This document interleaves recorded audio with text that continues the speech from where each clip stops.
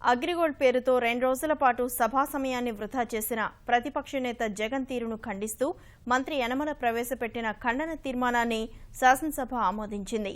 మంత్రి పుల్లారావు సవాలుకు న్యాయ విచారణకు జగన్ అంగీకరించలేదని వ్యాఖ్యానించారు. సభా సంఘం వేసి నిజానిజాలు నిగ్గు తేల్చాలని పుల్లారావు కోరారని, ప్రతిపక్ష నేత న్యాయ విచారణకు డిమాండ్ చేశారని తెలిపారు. న్యాయ విచారణకు సభానాయకుడు అంగీకరించినా జగన్మోహన్ రెడ్డి సభకు అడ్డు తగలడంలో అర్థం లేదని అన్నారు. అనవసర ఆరోపణలు చేసిన ప్రతిపక్ష నేత వైఖరిని ఖండిస్తూ తీర్మానాన్ని ఆమోదించాలని యనమల కోరగా సభ్యులు ఆమోదించారు. అనుగుణంగా మన సిస్టమ్ కూడా మార్చుకోవాల్సినటువంటి అవసరం. అందుకనే ఇప్పుడు ఉండేటువంటి ఇటువంటి ప్రతిపక్షం ఉన్నప్పుడు వాళ్ళకి సరైనటువంటి గుణపాఠం కూడా నేర్పాలి. ఆయన మాట్లాడుతూ బయట ఈ సభనే కుక్కలతో పోలుస్తున్నాడంటే అసలు ఎంత అహం ఉందో మనిషికి మనం అర్థం చేసుకోవచ్చు. అంచేత ఇటువంటి దాన్ని వదలడానికి లేదు. డెఫినెట్గా ఇది అదేవిధంగా చూస్తే మీ ఇష్యూ, స్పీకర్ గారి ఇష్యూ, ఇవన్నీ కూడా ప్రధానమైనటువంటి ఇష్యూస్.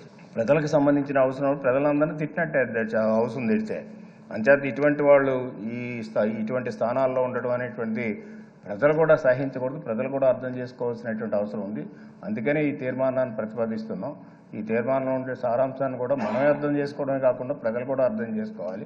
ప్రజలు కూడా ఇటువంటి నాయకులందరికీ కూడా గుణపాఠం చెప్పవలసినటువంటి అవసరం ఉందండి. ఇటువంటి 420 అనిపించుకునేటువంటి ప్రజాప్రతినిధి, అదేవిధంగా 430 అనిపించుకునేటువంటి మొత్తం ఇక్కడ ప్రతిపక్ష నాయకుడు ఉన్నందుకు అందరం కూడా సిగ్గుపడుతున్నాం, రాష్ట్రం కూడా సిగ్గుపడుతుంది. అంచేత ఈ తీర్మానాన్ని సపోర్ట్ చేసినందుకు అందరికీ, మెంబర్స్ అందరికీ కూడా ధన్యవాదాలు తెలియపరుస్తూ ఈ యొక్క రిజల్యూషన్ పాస్ చేయవలసిందిగా కోరుతున్నాను.